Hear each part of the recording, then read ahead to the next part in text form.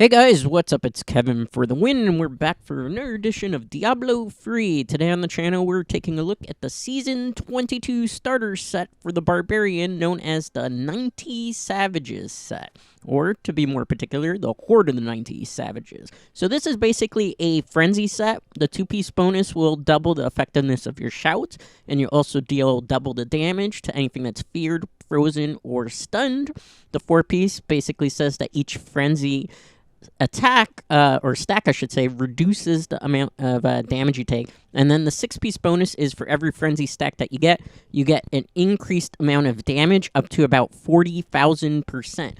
Also, we're going to be using on this set is the Slander and the Little Rogue weapons. These will allow us to attack faster and to get a bit more buff out of that. We're also going to be using an Undisputed Champion belt, Conventional Elements Ring, Obsidian Ring of the Zodiac, and a Flavor of Time for pylon effects. So we're going to be using Frenzy Maniac because we want to be attacking super fast. We're going to use Furious Charge just to get a little bit of defense and to be able to go through barriers of certain things. Threatening Shout Falter, that way we can increase the amount of damage that is taken to enemies. We're also going to be using a Wrath of the Berserker, which we're going to get all the ruins thanks to the bracers. We're going to be using Warcry, Veteran's Warning. That way we can increase the amount of critical hits that we do. We're going to be using a Battle Rage, I should say. That's actually for the critical rage, or critical hits. We're going to also be using it for abilities Ruthless, Berserker Rage, because obviously we're going to be using a lot of fury here. Nerves of Steel. And we're going to be using a boon of Bokafos, because we're actually going to be using a Wrath of the Berserker quite a bit. Now, it's very important to have this Kanai cube set up. Bastion's Revered is going to allow you to do a lot of things you wouldn't normally be able to do in this set, because you'll get 10 stacks of Frenzy, which will increase the amount of damage that you can do. On top of that, with the Bastion's Revered, anytime that you're attacking an enemy with Frenzy, any damage that is dealt to that enemy and then it dies will pass on to the next one. So you're basically doing a whole bunch of area of effect damages with Frenzy that every time you use it. This set, all you're going to be doing is running around pretty much using Frenzy, casting Wrath of Berserk, and using your shouts to fear enemies to do more damage. I'm going to show that off in a couple greater rifts. We're going to start at a lower greater rift, so I believe we're going to start at greater rift 50 if I'm not mistaken. So basically what you're going to want to do right from the beginning is get their Wrath of the Berserker up as fast as possible, cast a couple of shouts, and then you're really just going to be spamming wherever you've designated your Frenzy button. For me, I'm playing on the Nintendo Switch platform in particular, so I'm playing on console. I have my Frenzy mapped to the A button. For you, if you're playing on PC, and keep in mind, any build that you do on any platform works for every platform. The only difference, obviously, is the buttons. You want to probably put your Frenzy clicked on either your right click, because that's the one you're going to be using the most. Really, when it comes to Furious Charge, the only thing you're really going to be using it for is when there's an enemy and you're trying to keep the Massacre bonus up, but you're too far away. You want to just give a good little Furious Charge if possible. This is not a Furious Charge set, so you're going to have to worry. Most of the time, as you can see here, I'm just casting Frenzy non-stop. The more times that I attack with Frenzy, the bigger the stacks are going to get. Once you get to 10 stacks, pretty much going to be doing the maximum amount of damage. So you're looking at somewhere about 32k range your attack stack goes up to. So at that point, pretty much you're just going to constantly go through enemies. Since we're using the Bastion Revered, as you can see in certain cases, you'll see Frenzy kind of cast off to the distance as well as when I'm attacking enemies. This is pretty much thanks to Bastion's Revered that we're able to do that, which is why this is actually turning out to be more set up for a speed farming set. You can actually get a lot of speed farming, believe it or not, done with this. And a while on the channel, I've been saying I wasn't really too impressed with this particular armor to be your Season 22 starter set, because of the fact that this is one of those armors that takes a tremendous amount of setup, particularly in your Kanai's cube, to be able to do a lot of effectiveness. Bastard Revered, in particular, is a weapon that doesn't drop quite often. So what ends up happening is you're waiting around quite a while just to be able to get a good, decent drop. Sometimes you'll get it in an hour if you're lucky, thanks to RNG. Then there's times where you probably will go days without seeing it. Without Bastion Revered in your Kanai's cube, you really won't be able to take advantage of the way I have this particular set up. And if you need a bit of a more not so much visual, but on paper description, there is a link to the armor set available in the description. So make sure to check that out if you need more detailed information as to how this armor works. But in reality, it's very simplistic. Once you have it pretty much optimized with Bastion Rever, you're always going to be pretty much clicking the Frenzy attack, because the more times you do it, the more stacks you're going to get and the most amount of damage you can do. And on top of that, when there's big mobs, you can clear out. Now, when it comes to using your Feared ability, which is always going to pretty much come from your Threatening Shout, and particularly your War Cry, really you're going to want to save that for when you're in a large populated area of mobs, a big density, particularly against elite packs is where you really want to pop that off, particularly because you could do them, and as you can see there, you pretty much implode things with general ease thanks to the, you know, pretty much stacked up ability of Frenzy, as well as just accumulative damage. For this particular armor set, for gems that you want in your necklace and your rings, you are going to want to use a Bane of the Trapped. You are going to want to use a Bane of the Stricken, because Bane of the Stricken works really, really well, because we're going to obviously be attacking multiple times into our enemies. So the accumulative damage of every stack of Bane of the Stricken is going to go off, on top of the Frenzy stacks of the armor being able to go up to 40,000% damage, as well as the Bane of the Trap, because Bane of the Trap automatically pretty much has a 50% chance to cast slow, and thanks to also the secondary effect of the 90 Savage set, which particularly is the 2-piece bonus, any monster or mob that's impaired gets double damage. Generally, that looks like it comes from casting the shouts, but I've noticed that even when you use Bane of the Trap, you seem to get an even extra amount of damage. So here, pretty much you're just able to cut through things. Pretty much you're just running around, waving your 2 weapons, and you pretty much will take things out with ease. So this pretty much turns out to be a very, very surprising speed build farm variant. And this can actually take you pretty far into your seasonal journey. The only problem here in particular, like I said, is just hoping to get a Bastion's Rever. That's definitely the very first thing you want to go after. Then you definitely need a Mortrix Bane in your Bracer slot, because you need to be able to get all the ruins of Wrath of Berserker, because then Wrath of Berserker combined with the fact that this armor, you will really tear through enemies at great speeds, and the fact that you can get very high up in the Greater Rift. So, you know, when you're doing your seasonal journey in particular, for those of you who are not familiar with it, every season you pick a class, and then that class has a starter set. In order to get that starter set, you get a Hadred's Gift. You start getting Hadred gifts in Chapter 2 of the seasonal journey. You also get it in Chapter 3 and then Chapter 4. Every time you complete a chapter, you'll get the reward. It's a Hadred's Gift, and it guarantees you 2 pieces of armor. So for Chapter 2, you get 2 pieces. Chapter 3 completion, you get 2 pieces. Then Chapter 4, you get the final 2 pieces. You're always guaranteed to get a full set of your starter armor for the season. That never changes. The only thing is, you're not always guaranteed that you're going to get ancient legendary rolls, because it is RNG based. So you will definitely, as you're progressing through your season, and if you do choose that this is the route you're going to go for quite a while, which will probably take you a decent thing, because this unoptimized, if you can get the Bastion's Rever very fast, will probably take you up to about a Greater Rift 60 non-optimized, and then you have to obviously do augmentations.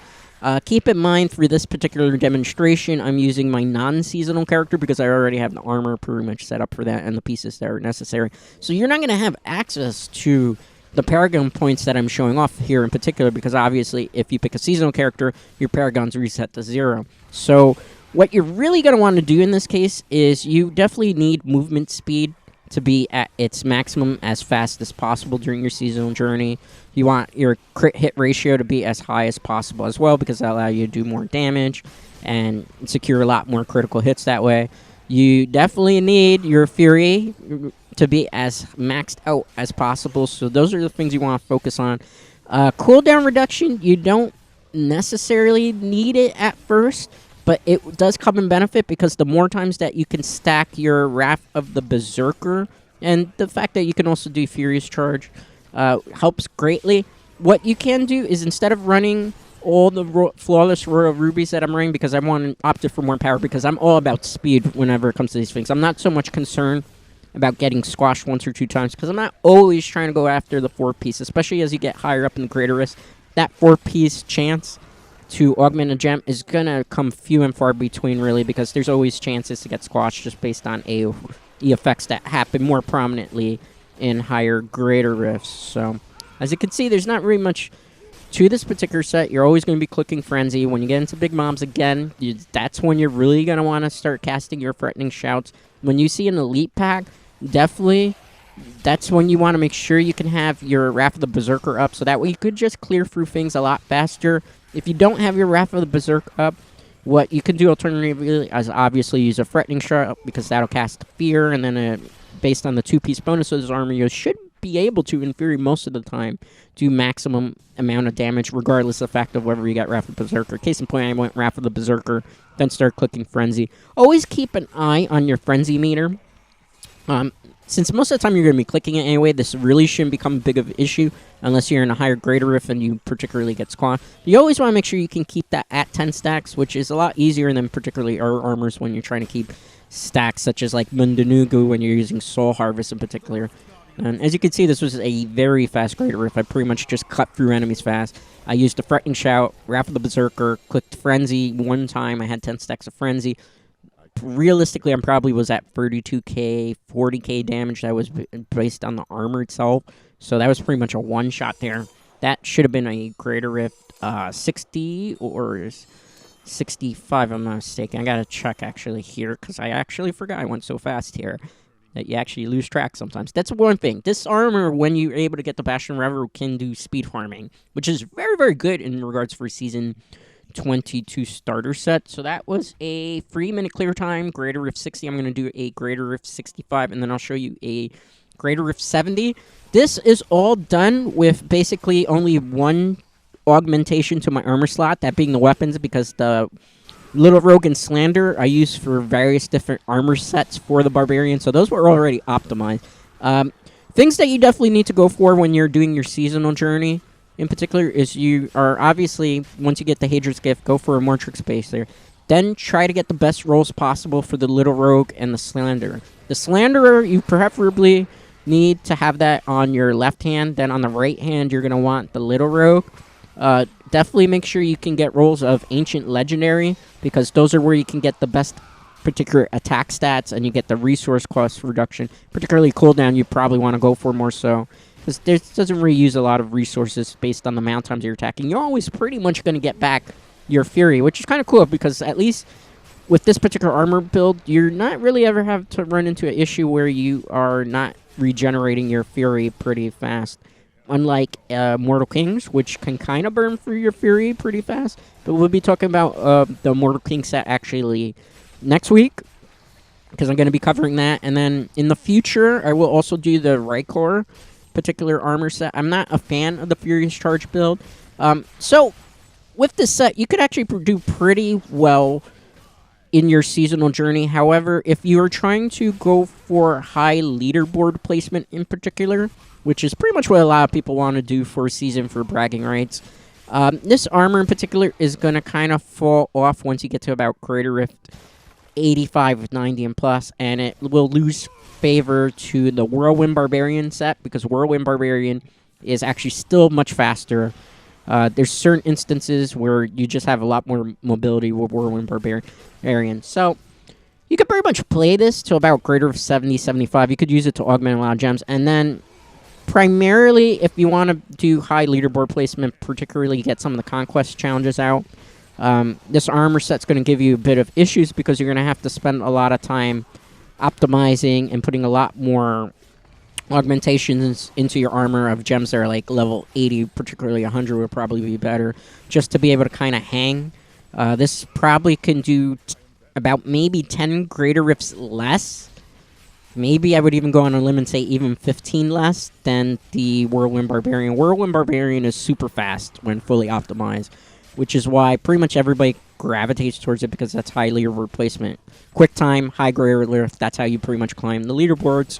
So, you know, this will be a good armor for you to speed farm through and get through a lot of your seasonal challenges. And then maybe, I'd say probably by the time you get to about Chapter 10 of your seasonal journey, when you start seeing that you have to augment gems past level 80, 85, and to get to 90, and then to do some of the Conquest Particularly, that's probably when you're gonna start to see that this armor loses favor, and you're probably gonna want to start looking into Whirlwind Barbarian, which I do have a build for Whirlwind Barbarian that is available in the playlist. You can click on my Diablo playlist, and you'll find many videos based on armor sets for Season 22. Some of the Season 21 stuff still applies, for the exception of Blizzard Hydra, which got changed quite a bit, as you see. But that's even, we've already redid that video as well.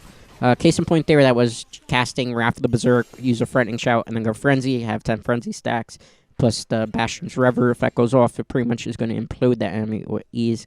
So that was a Greater Rift 65. I think that was probably going to be another 3-minute clear time. Between Greater Rift 60 and 65, this armor, with this particular optimization at this point, you're really not going to see that much of a difference in terms of time. Maybe about 20 seconds at best. You're really not going to start seeing this armor start to lose favor until you get to like Greater Rift 80, 85, when obviously mobs have a lot more HP. And that's also based on the situation if you haven't gone back to do a lot of augmentation of your armor slots. Yeah, that was 3 minutes. They are going to do a Greater Rift 70. This is, remember, not 100% optimized armor for the 90 Savages. So I'm just going to show you how well this can do with, basically, there should only be about one augmentation on this particular armor, once again on the weapon. So I'm going to show you how well this could particularly do for a Greater Rift 70. Keep in mind, if you're doing your seasonal journey and your playing season, that you're not going to have access to Primal Ancient Legendaries until you're able to clear a Greater Rift of 70. So it definitely works in your benefit if this armor can push or even speed through a Greater Rift 70 with relative ease, because then you'll be able to have access to Primal Ancient Legendary. Primal Ancient Legendary will give you very great rolls, the best rolls that you could possibly get for armor, which is pretty much what everybody necessarily would love to hunt for, but obviously when it comes to farming, you're not guaranteed what a Primal Ancient Legendary piece you're going to get. Sometimes you can get lucky, like I did with my Rothman armor from last week, where I actually got a glove that was Primal Ancient Legendary, which helped that armor non-optimize greatly. I've gotten lucky with a Immortal King set where I actually got, I think it was the helm or the legs, or it might have actually even been the gloves, where I actually have a Primal Ancient Legendary for that particular armor as well. Like always, again, this is, people are going to be like, well, you're not really explaining too much about the armor. This is very simplistic. Literally, you're just going to run around clicking Frenzy. Once you click Frenzy, you're pretty much going to get a whole bunch of stacks of Frenzy, which are going to accumulate more damage. When you get to large areas of mobs, that's when you really Threatening Shout. Particularly when you're going against an Elite Pack is when you want a Threatening Shout. Or when you think there's just so many mobs and you're on a high Greater Rift and you need to basically fear or cast them. That's pretty much what you want to do in particular with this armor. Also, if you can, when you're on higher Greater Rifts, what you definitely want to do is make sure you kind of conserve your Wrath of the Berserker. Just because with a Wrath of the Berserker, and then, you know, pretty much Elite Packs when you're in Greater Rift 80+, they're going to have a lot of HP, so you definitely want to be able to get a lot more damage output. Like I say, Furious Charge is really only on here for when you want to try to continue a Massacre bonus and an enemy looks too far away, so you can keep it going that way. It also kind of helps out on higher Greater Rifts just to cast a Furious Charge every once in a while, because it buffs your defense. But keep in mind that with this set, you're already going to have pretty much a lot of attack going on, and you have also Frenzy stacks that also give you a little bit of a defensive buff. So this is kind of an interesting play style, because usually I say with the Whirlwind Barbarian, it's spin to win. Particularly when it comes to 90 Savages armor, pretty much you're just going to button mash wherever you put Frenzy to win. And it's pretty much button mashing. And yeah, there are occasions where, like I say, you want a Threatening Shout when you run into Elite Packs and you're on a higher Greater Rift, because that will ensure you're able to implode them super fast. And remember, this is pretty much armor is all about speed and dealing a large amount of damage, and just keep things going very fast and speedy. But I will say this much, for somebody who was not particularly a big fan of this armor for the last couple of seasons, I actually, now taking a look at it, now that I have it better optimized to actually be able to show off on the channel, this is actually a pretty decent start for a particular class for Season 22 of Diablo. It's going to matter on how good your RNG is. If you can get the Bastion Rever to drop very fast in your seasonal journey. If you can get it to drop fast in your journey, you're going to have a very solid seasonal start. If you're not able to get it to drop very fast, probably, and then let's say you run into the waist armor, which is particularly Whirlwind Barbarian, it's probably going to work better in your benefit to switch to that, because that's less optimization. It's easier to get pretty much the pieces that way. So as you saw there, that was a greater of 70. That, on average, was probably between 4 to 5 minute clear time. We got a lot of loot. Probably a lot of loot I can't particularly use. So keep in mind, the gems that you want on here is Bane of the Trap, Bane of the Stricken, and you also want Simplicity Strength, because Frenzy is basically a primary skill. So for primary skills, it gives it a major buff and power as well. So that's the way you want to go with your Ancient Legendary Gems. Make sure you get them to, as best as possible, get them to 70 as fast as possible, and then take it a little further. That was actually a 3-minute clear time on greater of 70. So that just goes to show you the amount of power when you can get the Bastion Rever on the 90 Savages set. 3-minute clear time is very respectable. Like I said, Whirlwind Barbarian S tier. I don't know if I would put this as S tier. This is more like a B tier armor, but if you do enough time and you take enough time to actually optimize it, it can perform like a S tier. So if you're looking for speed farming to get to the Whirlwind set, your Season 22 starter set armor, Horde and the 90 Savages, will take you very far, assuming you can get the Bastion Revered weapon and put in the Kanai's Cube. Also, I should mention, since you get an additional slot for the Season 22, it's worth putting the Oathkeeper in there if you're playing Season, because you can also get a little bit more damage out of your primary skill as well there, which is going to be Frenzy. Remember, you're going to always be attacking with Frenzy, so the more times you can buff it and the more things you can put in your cube to buff that is probably will work in your benefit. So that's pretty much going to do it for today, guys. I know you requested this armor for a while. I'm glad I was able to actually deliver on that. I was thinking of maybe doing a greater of 75, but we're kind of out of time now. So thanks for watching. Make sure to give a like and subscribe, as it's greatly appreciated. And I'll see you on Friday for the next Diablo 3 video.